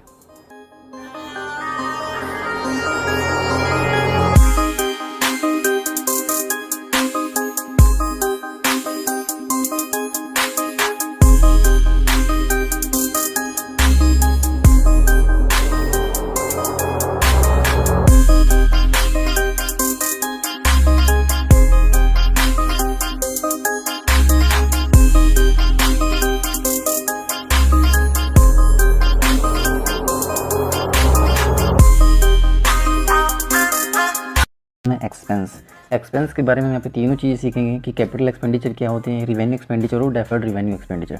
डेफर्ड रिवेन्यू एक्सपेंडिचर काफ़ी कंफ्यूज करता है स्टूडेंट्स को, तो इसको हम काफ़ी डिटेल में समझने वाले हैं इस वीडियो में। कैपिटल एक्सपेंडिचर और रिवेन्यू एक्सपेंडिचर दोनों को हम एक साथ देखेंगे। कैपिटल एक्सपेंडिचर की मेन फीचर्स ये होती है कि कभी कभी होते हैं, समटाइम्स या फिर लॉन्ग टाइम लंबे टाइम के बाद होते हैं, जबकि रिवेन्यू एक्सपेंडिचर एक तरह के रेकरिंग नेचर के एक्सपेंडिचर होते हैं जो कि रिपीटिशन मोड में छोटे छोटे टाइम्स के अंडर रिपीट होते रहते हैं। एक्सपेंडिचर जबकि बार बार होते रहते हैं, इसीलिए इन्हें रेकरिंग एक्सपेंडिचर भी कहते हैं। अगर हम अपने बिजनेस के लिए कोई भी ट्रक खरीद रहे, फर्नीचर खरीद रहे या फिर मोटरसाइकिल खरीद रहे, तो ये सभी एक तरह के कैपिटल एक्सपेंडिचर हैं, क्योंकि ये हमारी असेट्स है, इनको हम रेगुलर बेसिस पे परचेज़ नहीं करते हैं, तो हम काफ़ी टाइम के बाद या फिर कुछ साल के बाद परचेज़ करते हैं, जब तक इनको फुल्ली हम यूज़ नहीं कर लेते या फिर ये मशीनें ख़राब नहीं हो जाती तब तक। जबकि एम्प्लॉय को सैलरी पे करना पर मंथ, ये रिवेन्यू एक्सपेंडिचर के अंडर आता है। हमने कोई लैंड परचेज़ की हुई है जिस पे हमने अपना रनिंग बिजनेस चलाया हुआ है, तो उस लैंड का हम रेंट देते हैं पर मंथ, ये भी रिवेन्यू एक्सपेंडिचर के अंडर आता है।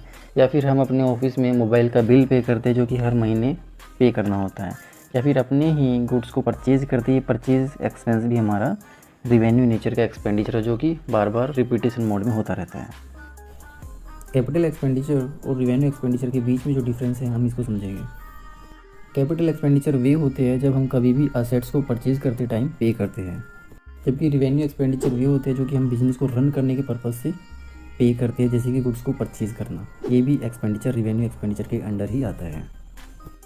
ये वाले एक्सपेंडिचर बिजनेस की अर्निंग कैपेसिटी को इंक्रीज़ कर देते हैं, जबकि ये वाले एक्सपेंडिचर प्रॉफिट अर्न करने के पर्पज़ से पे किए होते हैं। कैपिटल एक्सपेंडिचर के जो बेनिफिट्स होते हैं वो हम काफ़ी साल तक लेते रहते हैं, मोर देन 1 ईयर, जबकि रिवेन्यू एक्सपेंडिचर के जो बेनिफिट्स है वो हम 1 साल के अंडर ही उनको कंज्यूम कर लेते हैं। ये वाले एक्सपेंडिचर डेबिट किए जाते हैं असेट्स में, इसलिए इनको असेट्स अकाउंट भी कहते हैं, जबकि ये वाले एक्सपेंडिचर एक्सपेंस में डेबिट की जाती है और ये एक्सपेंस अकाउंट ही होते हैं। इन्हें बैलेंस शीट में दिखाया जाता है, और जबकि रिवेन्यू एक्सपेंडिचर को ट्रेडिंग अकाउंट के डेबिट साइड या फिर प्रॉफिट एंड लॉस अकाउंट के डेबिट साइड में दिखाया जाता है, जैसे कि सैलरी, रेंट या फिर डेप्रिसिएशन ऑन फर्नीचर। अब यहाँ पर हम इनकी जनरल एंट्री सीखेंगे। हमने एक लैंड को परचेज़ किया और पेमेंट की बाय चेक। जनरल एंट्री होगी, उस असेट्स को हम डेबिट करेंगे, लैंड एंड बिल्डिंग अकाउंट को डेबिट करेंगे, और क्योंकि पेमेंट हमने चेक के थ्रू की है तो यहाँ पे कैश अकाउंट को क्रेडिट ना करते हुए हम यहाँ पे बैंक अकाउंट को क्रेडिट करेंगे, क्योंकि फाइनल पेमेंट हमारी बैंक के थ्रू जा रही है, तो हमारा जो बैंक बैलेंस है वो रिड्यूस होएगा, तो इसलिए हम उसको क्रेडिट करेंगे। सेम एंट्री यहाँ पे करेंगे, फर्नीचर अकाउंट को डेबिट करेंगे, मशीनरी अकाउंट को डेबिट करेंगे और क्रेडिट करेंगे कैश अकाउंट को, क्योंकि कैश में पेमेंट करके ये चीज़ें खरीदी हैं। लेकिन इन दोनों का डेबिट और क्रेडिट अमाउंट हमेशा इक्वल आना चाहिए। अब रिवेन्यू एक्सपेंडिचर के अंडर हम जनरल एंट्री किस प्रकार करेंगे वो सीख लेते हैं। Rent paid 5000 during the year, तो यहाँ पे रेंट अकाउंट को हम डेबिट करेंगे, क्योंकि रेंट हमारे लिए एक तरह का एक्सपेंडिचर है, और क्योंकि हमने कैश में पेमेंट की है तो हम क्रेडिट में कैश अकाउंट को करेंगे। सेम चीज़ हम सैलरी के केस में करेंगे, सैलरी अकाउंट को डेबिट करेंगे, एक्सपेंडिचर है, और कैश से पेमेंट किया तो क्रेडिट में कैश करेंगे। कोई भी हमारे बिजनेस के लिए एक्सपेंडिचर है, चाहे रिपेयर है, वेजेस है, इंटरेस्ट है या फिर परचेज है, हम इन सभी एक्सपेंडिचर को हमेशा डेबिट करेंगे, और अगर पेमेंट कैश में की जा रही है तो कैश में क्रेडिट करेंगे, और अगर बैंक के थ्रू पेमेंट की जा रही है, चेक के थ्रू पेमेंट की जा रही है, तो हम क्रेडिट हमेशा बैंक को करेंगे। अब आते हैं हम अपने लास्ट वाले टॉपिक पर, जिसका नाम है deferred revenue expenditure. Deferred revenue expenditure, चलिए इसे समझते हैं। जैसे कि नाम से ही पता चल रहा है, ये एक तरह का एक्सपेंडिचर है जो कि रिवेन्यू जनरेट करेगा, जो कि मोर देन 1 ईयर तक रिवेन्यू मिलता रहेगा हमें। तो इस एक्सपेंडिचर को हम 1 साल के अंदर इसको राइट ऑफ नहीं कर सकते हैं। इसे हमें राइट ऑफ करने के लिए कुछ ईयर्स तक इस एक्सपेंडिचर को शो करना होगा। काफ़ी टीचर इसका अकाउंटिंग ट्रीटमेंट नहीं बताते हैं बच्चों को, वे सिर्फ डेफिनेशन बताकर छोड़ देते हैं, लेकिन हम इसका अकाउंटिंग ट्रीटमेंट भी समझेंगे। बेस्ट एग्जाम्पल है इसके लिए एडवर्टाइजमेंट एक्सपेंस। कंपनी ने पे किया एडवर्टाइजमेंट एक्सपेंस के लिए 4 लाख रुपीज़। यहाँ पर अकाउंटेंट अपनी नॉलेज और स्किल के बेसिस पे ये एस्टिमेट करता है कि इस एडवर्टीजमेंट एक्सपेंडिचर के बेसिस पर हमें आने वाले 4 साल तक प्रॉफिट या फिर रिवेन्यू मिलता रहेगा। तो इस बेसिस पे हम अकाउंटिंग ट्रीटमेंट कुछ इस प्रकार करेंगे। पहले साल हम प्रॉफिट एंड लॉस अकाउंट में डेबिट करेंगे एडवर्टीजमेंट एक्सपेंडिचर को 1 लाख से, और बचे हुए 3 लाख को हम बैलेंस शीट में एसेट साइड के अंडर डेफर्ड रिवेन्यू एक्सपेंडिचर के नाम से दिखाएंगे 3 लाख अमाउंट के साथ। दूसरे साल हम फिर से प्रॉफिट एंड लॉस अकाउंट में डेबिट करेंगे एडवर्टाइजमेंट एक्सपेंडिचर को 1 लाख से, और बचे हुए 2 लाख को हम बैलेंस शीट में दिखाएंगे। तीसरे साल हम फिर से 1 लाख को डेबिट करेंगे एडवर्टाइजमेंट एक्सपेंडिचर में, और बैलेंस शीट में हम रिमेनिंग बैलेंस दिखाएंगे जो कि है 1 लाख रुपये। और 4th ईयर में यहाँ पे एडवर्टीजमेंट एक्सपेंडिचर में 1 लाख रुपये दिखाएंगे, और बैलेंस शीट में यहाँ पे 0 बैलेंस हो जाएगा। और 0 बैलेंस हम कभी बैलेंस शीट में नहीं दिखाते, इसलिए इसको हटा देंगे, समझाने के पर्पज़ से मैंने दिखाया है।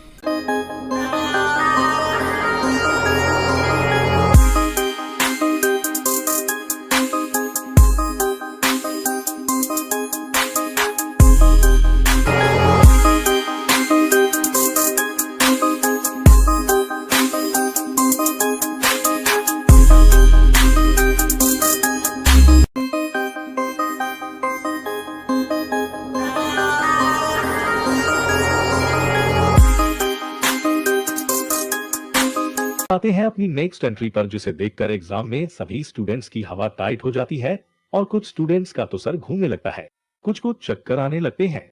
जी हाँ, मैं बात कर रहा हूँ बैड डेट की। ये 12 लाख की शाइनिंग कार हम निहारिका को सेल करते हैं। नेक्स्ट मंथ वो पेमेंट टाइम पर करने का प्रॉमिस करती है, लेकिन ये पेमेंट नहीं कर पाती, तो इसी नॉन रिकवेरेबल अमाउंट को बैड डेट कहते हैं। पेमेंट न कर पाने के कुछ रीजन हो सकते हैं, जैसे कि वे फाइनेंशियली इतना वीक हो गई है कि अब उनके पास कैश अवेलेबल नहीं है पेमेंट करने के लिए, या फिर बिजनेस में काफी लॉस होने की वजह से इंसॉल्वेंट हो गई हो, यानी दिवालिया हो गया हो। ये दोनों एंट्रीज समझने के बाद हम बैड डेट को थोड़ा और डिटेल में समझते हैं। बैड डेट 2 टाइप्स का होता है, fully bad debt, partially debt. इस केस में हमारी पूरी पेमेंट डूब जाती है, और इस केस में हमें कुछ पैसा डेटर की घर की एसेट्स को बेचकर रिसीव हो जाता है। इसलिए आपने ये लाइन जरूर देखी होगी अपने बैड डेट के क्वेश्चन में। अब इनकी जर्नल एंट्री समझ लेते हैं। सेल की एंट्री होगी Niharika debit to sales account 12 lakh से। इसके दोनों केसेस हम एक साथ समझेंगे। फर्स्ट एंट्री में हमने निहारिका को डेबिट किया क्योंकि निहारिका से क्रेडिट सेल के बदले में पेमेंट आने वाली थी, लेकिन अब पेमेंट नहीं आ रही, तो इस एंट्री को रिवर्स करेंगे, यानी पहले डेबिट किया था तो अब क्रेडिट करेंगे। और वैसे भी अब डेटर डिक्रीज हो रहे हैं बैड डेट की वजह से, इसलिए क्रेडिट किया और बैड डेट को डेबिट करेंगे, क्योंकि एक नॉमिनल अकाउंट है जिसका गोल्डन रूल कहता है debit all expenses and losses. ये बिजनेस के लिए लॉस भी है, इसलिए डेबिट करेंगे। और यहाँ हम कैश अकाउंट डेबिट करेंगे 1 लाख से, क्योंकि 1 लाख हमारे पास आ रहा है। कैश रियल अकाउंट है और इसका गोल्डन रूल भी कहता है डेबिट व्हाट कम इन, इसलिए डेबिट किया। कैश इंक्रीज या रिसीव होने पर हमेशा डेबिट करते हैं। बैड डेट में हम उस अमाउंट को लिखेंगे जो हमें रिसीव नहीं हुआ। बैड डेट बिजनेस के लिए लॉस होता है, इसलिए इसे डेबिट करेंगे।